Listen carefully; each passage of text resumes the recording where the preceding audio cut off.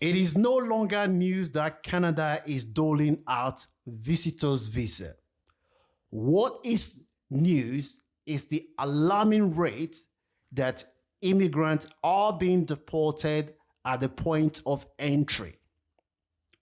In this short video, I'm going to explain how you can prevent being deported at the point of entry.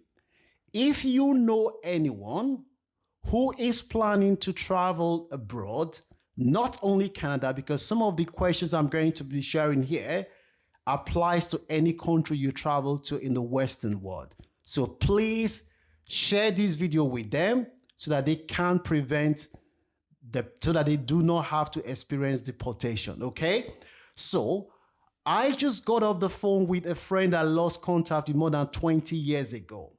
He contacted me because someone shared my video with him, and when I picked the phone, he was crying uncontrollably.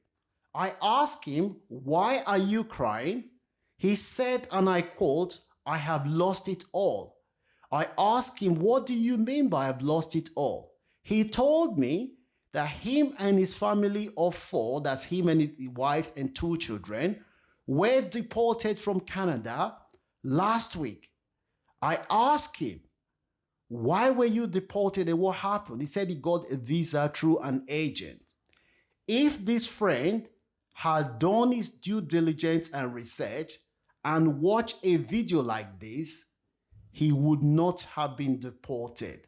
So it's absolutely important, if you know anyone who is planning to travel abroad, it doesn't matter whether it is Canada, because the questions that I'm about to explain in this video applies to any industrialized nation.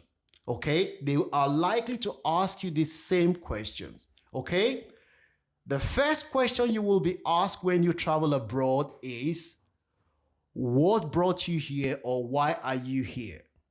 Before we proceed, I want to let you know that my WhatsApp is only for personal use. I am not on Telegraph. If anyone contacts you with my face soliciting for money, it is not me. My service is absolutely free. My mission is to give our people information for them to better their lives so that they do not have to spend thousands of pounds on agents when they can't do this, get visa for themselves if they have the information. So please beware of scammers. Do not give anyone money. It is not me, okay? My name is Francis. I have lived in the United Kingdom for more than 20 years. The information that I'm about to provide you here is for recreational purpose. They have been rigorously researched to make sure that you are getting credible information. Thank you very much. So before we go to the likely questions you will be asked when you travel abroad, I want to let you know that whatever questions you are asked, be precise and go straight to the point. So if you are asked, what brought you to Canada, or why are you in Canada? If when you applied for your visa, you stipulated that you are going on a conference or visiting, please tell them that. Why are you in Canada? I am in Canada to visit a friend, my friends. If you're there on conference, say I'm here to attend, say assuming it's United Nations conference, I'm here to attend United Nations conference. Straight and simple to the answer. So the next question they will likely ask you is, where are you staying? Again, if you are staying in the hotel, say yes, I'm staying in the hotel. If you were invited by a relative or friend, say I will be staying with a friend. The next question they will ask you is, if you are not being collected by a friend at the airport, is how do you intend to get to your hotel? Again, make sure you do your due diligence and research about how to commute from the airport to the hotel. That's very important. Then the next question they may ask you is proof of fund. So in this case, they will ask you, how do you intend to support yourself while in Canada? If you have cash, please kindly declare it. If you do not have cash, if you have credit card, please tell them you've got your credit card, which you will be using to support yourself. Now, this next one is extremely important. Please pay attention to this one. It's about agents. If you use an agent to apply for your visa, please make sure you ask the agent for your IRCC login details. If the agent indicated when they were filling your form that you are going on a visiting visa, please make sure you have the password and login detail. You've seen what they have wrote. Whatever information they put there, make sure you put it. Now, the reason my friend was deported was because when he got the visa, he asked the agent, oh, I heard that Canada recently announced that anyone that coming on a visitor's visa can convert to work permit. The agent said, yes, it's true. It's true, but the agent did not advise him that you can only convert from visitor's visa to work permit after you have entered Canada, not at the point of entry. Okay? So my friend was asked, you said you are in Canada for a visit. He said, yes. If you found a job in Canada, what would you do? He said, I will convert to work permit and I will stay in Canada. The immigration officer laughed. My friend thought the immigration officer was impressed with his response, and he thought, yes, I'm almost going to go into Canada now. He was shocked when the immigration officer told him in 24 hours' time, he will be returning back to Murtala Mohammed International Airport.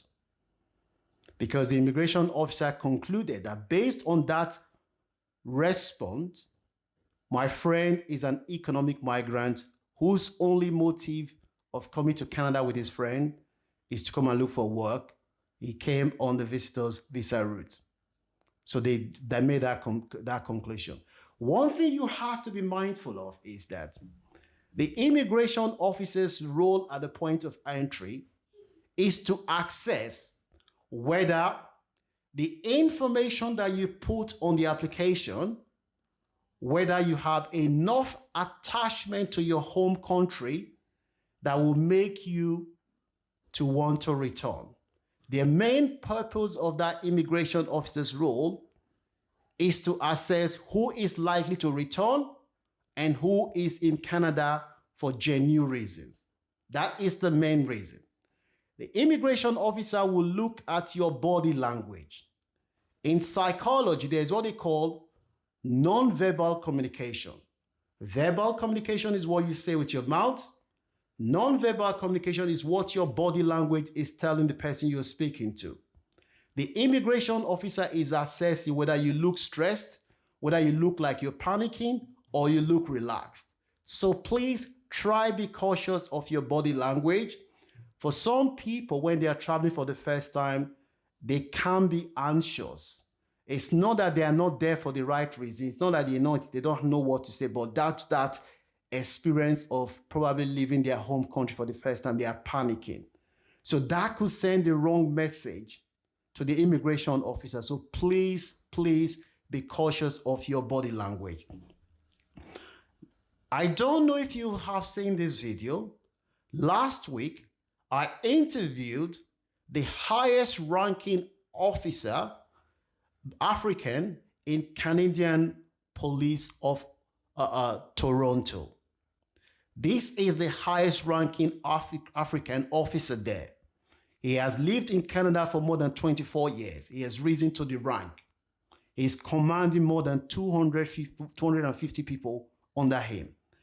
I asked him, he said to me, and I quote, when he was in training, his superior told him, and I quote, I cannot trust anyone who, when he or she is talking to me, they do not give me eye contact.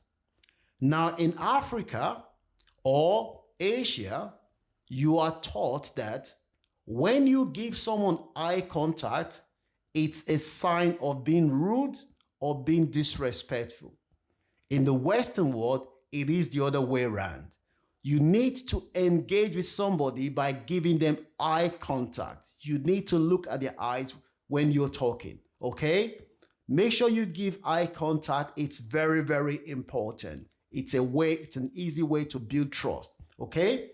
Now, if you are asked questions about whether you have any medical reasons for coming to Canada, or if you're traveling with your wife, if your wife is pregnant, you may be asked those questions, so you need to know how to respond to those questions. So if you follow all these questions that I have asked, that I've responded to, the chances of you being deported at the point of entry is very, very slim. It's not every time you blame your village people. At times, by doing your own due diligence, information and knowledge is power. Watching a video like this, sharing it with your loved ones or friends, anyone that you know is planning to travel, even if they haven't got the visa yet, this will help their preparation.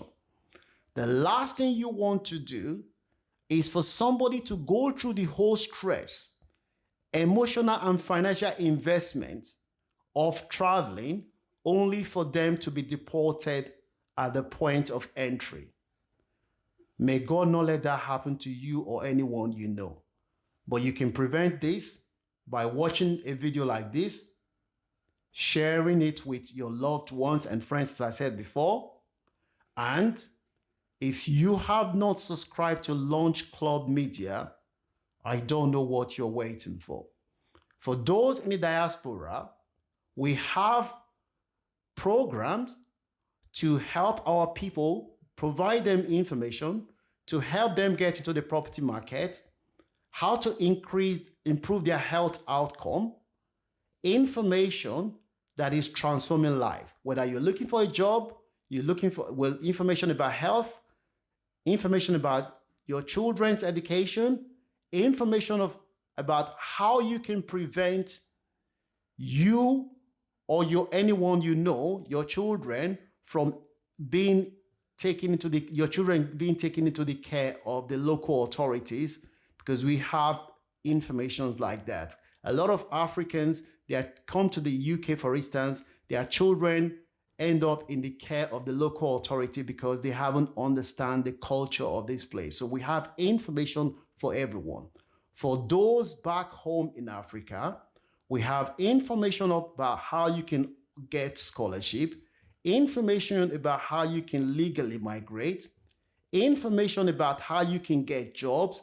We have lots and lots of information. Launch Club, you can call us Opportunity and Progress Channel. Our main goal is to make sure that our people have the information they need to better their lives. So if you haven't subscribed, so please subscribe to the YouTube channel, follow us on Facebook, share the good news about what we're trying to do with your friends and family. So I'm just going to quickly run through what I said before. So be precise when you're answering questions.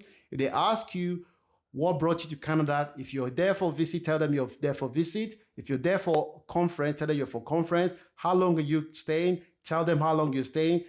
Again, it's very important. If you're telling them how long you stay, tell them how long you stayed on your return ticket. If your return ticket say you're going back in 2 weeks' time and you tell them you're staying for a month, that raises suspicion, okay? Who are you staying with? If you're staying with a friend or family members, tell them. If you're staying in a hotel, tell them. Be straight, precise to the answer. I hope you have found this video useful.